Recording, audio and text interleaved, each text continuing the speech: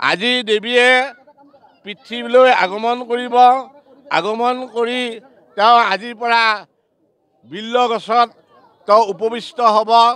তাৰ পৰা ভক্তগণে তেওঁক অৰ্চনা কৰি পূজা স্থানলৈকে নি এই মহাষষ্ঠীৰ পৰা অষ্টমী, নৱমী, দশমীলৈকে তেওঁক পূজা অৰ্চনা কৰি আমাৰ জনসাধাৰণৰ সুখ শান্তি সমৃদ্ধিৰ কাৰণে ভগৱতীৰ ওচৰত প্ৰাৰ্থনা জনাব।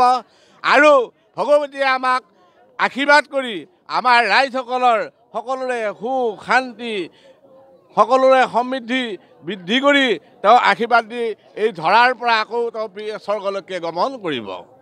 আৰু মহালয়াৰ তাৎপৰ্যটো হ'ল কি, এই মহালয়াত যিসকল আমাৰ পিতৃপুৰুষ উপৰি পুৰুষ ইতিমধ্যে তেওঁলোকৰ মৃত্যু হৈছে, তেওঁলোকে আজি এই মহালয়াৰ দিনাখন দেৱীৰ লগতে তেওঁলোকেও আগমন কৰে পৃথিৱীলৈকে।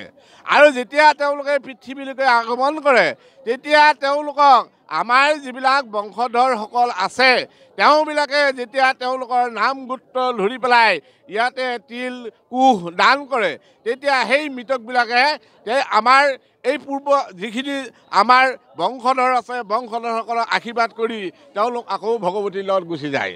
এইটো হ'ল আপোনাৰ আজিৰ মহালয়াৰ বিশেষ তাৎপৰ্য। এইবাৰ দেৱী ঘোঁৰাত আহিব আৰু ঘোঁৰাতে যাব। গতিকে ছত্ৰভংগ ঘোঁৰাত দেৱী আগমন কৰিলে আৰু গমন কৰিলে ছত্ৰভংগ হয়, যুদ্ধ হয়, বিনাশ হয়, বহু ধৰণৰ হাই কাজিয়া এইবিলাকৰ সৃষ্টি হ'ব। তাৰ কাৰণে আমাৰ ৰাইজসকল সজাগ থাকিব লাগিব, সাৱধান থাকিব লাগিব, সকলোৱে মিলা মিলি ভাগ্য কাৰ্যৰে থাকিব লাগিব। তেতিয়া আমাৰ সুখ সমৃদ্ধি সদায় থাকিব।